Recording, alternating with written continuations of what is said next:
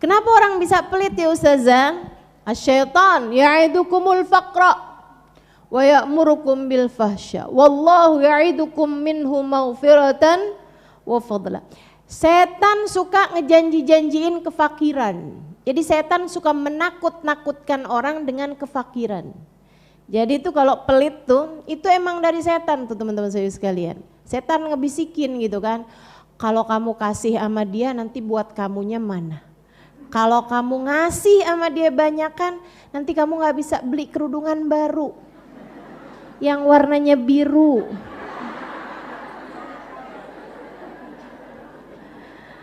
Gitu kan.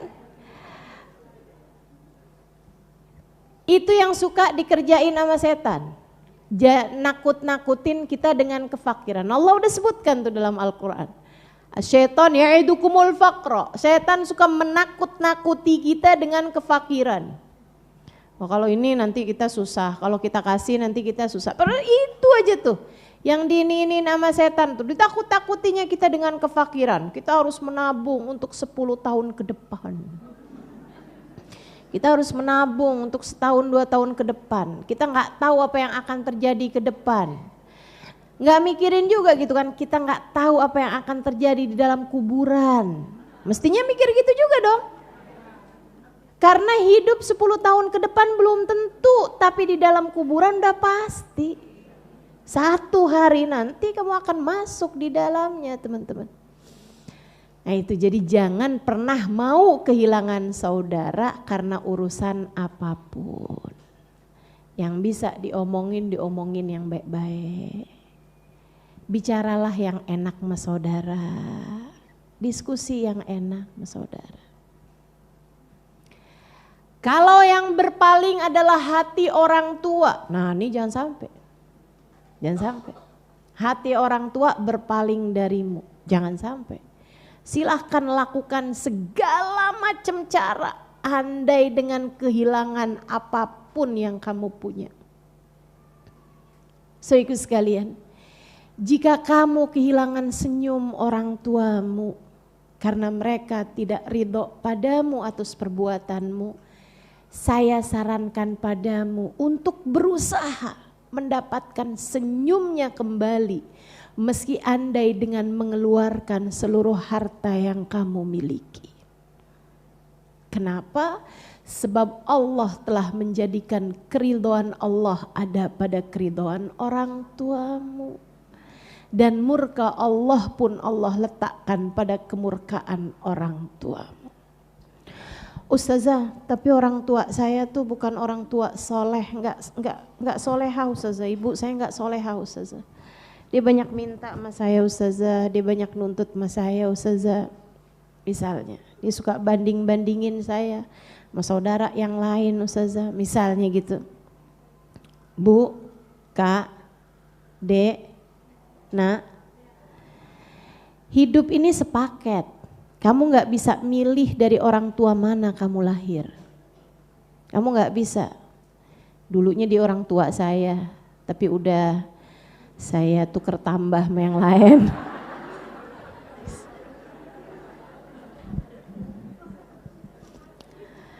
Kita gak bisa milih anak kita gak bisa milih orang tua kita. Tapi kamu harus tahu, la yukallifullahu nafsan illa wus'aha.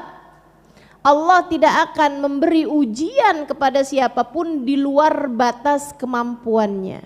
Memang dalam masalah kesabaran ini teman-teman, ada orang yang teruji kesabarannya, ada orang yang menguji kesabaran orang lain menghadapinya. Ada orang yang teruji kesabarannya, ngadepin siapa aja sabar. Itu yang beruntung. Tapi ada juga orang yang justru nguji kesabaran orang lain menghadapi dia gitu. Orang tua ada yang jadi bahan syukur. Anishkurli wali walidaika. Berterima kasihlah kepadaku kata Allah, berterima kasihlah kepada kedua orang tuamu. Ada banyak orang-orang tua yang alhamdulillah memilikinya adalah nikmat dari Allah Subhanahu wa taala. Tapi bukan enggak ada juga, bukan tidak ada orang tua yang jadi ujian bagi anak-anaknya.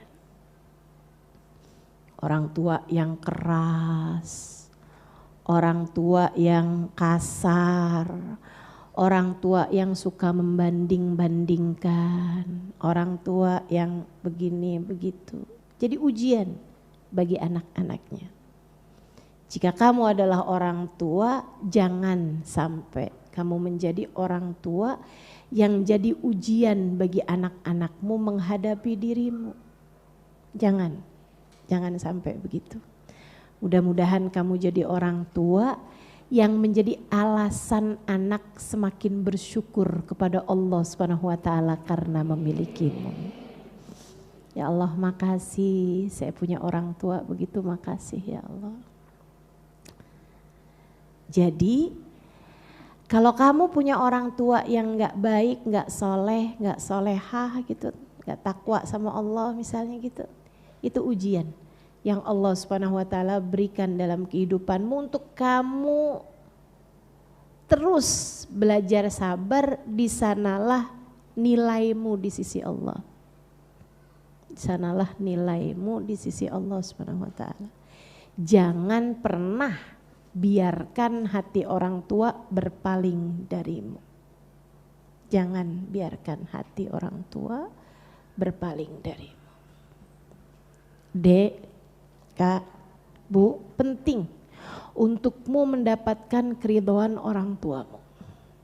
Jika kamu masih punya orang tua, mintalah keridhaan dari mereka. Sebab Allah menjadikan ridhonya ada pada keridhaan orang tua. Cukup kisah-kisah yang sudah kita dengar tentang bagaimana seorang anak durhaka sama orang tuanya. Gak pernah bahagia. Dzambun ujjilat uqubatuh. Dosa yang dipersegerakan azabnya. Ada 2 dosa yang dipersegerakan azabnya di dunia ini, teman-teman sekalian. Yang pertama yaitu dosanya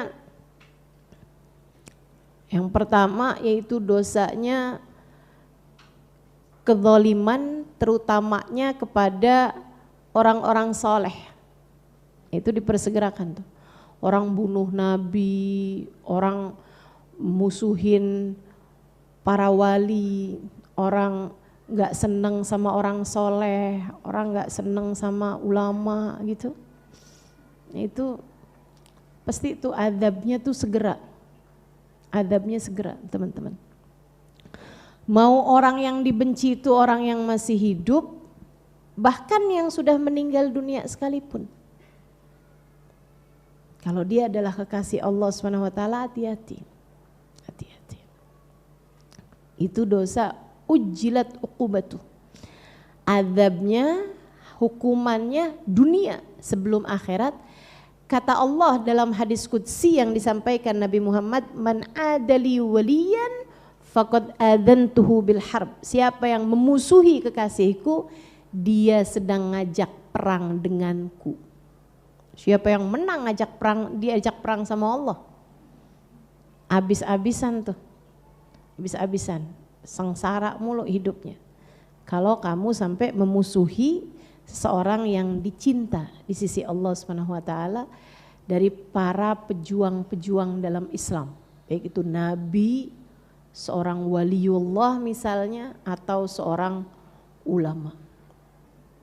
Yang kedua dosa yang dipersegerakan azabnya adalah uququl walidain, yaitu durhaka sama orang tua.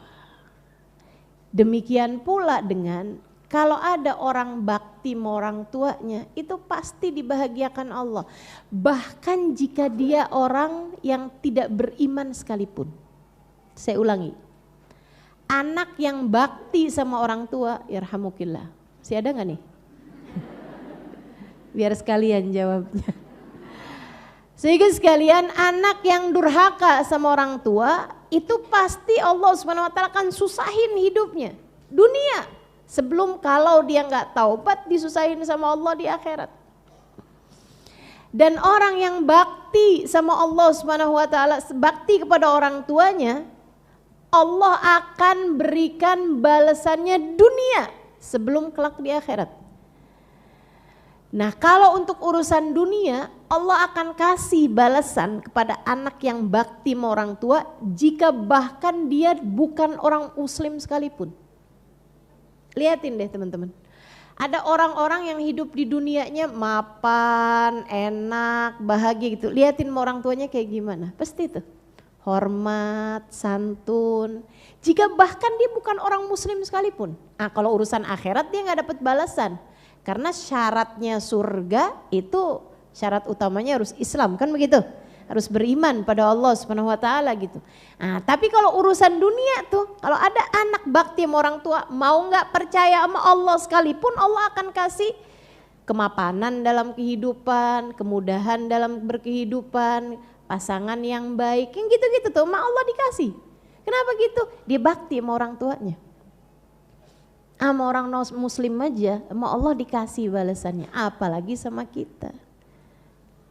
Makanya kalau kamu ngerasa, oh hidup saya susah banget, ya coba cari tahu hubungan kamu sama orang tua kayak gimana.